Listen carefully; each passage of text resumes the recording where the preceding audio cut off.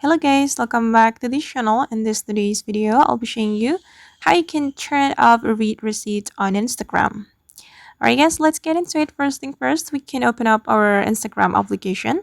And after we have our Instagram application opened, we can go to our profile and then go to the Instagram setting. You can click on the three lines on the top right. And you have to scroll down until you find the messages and story replies. Click on this option and here you can select show read receipt. And if you want to turn off your read receipt on your Instagram, you just need to click on the toggle button like this.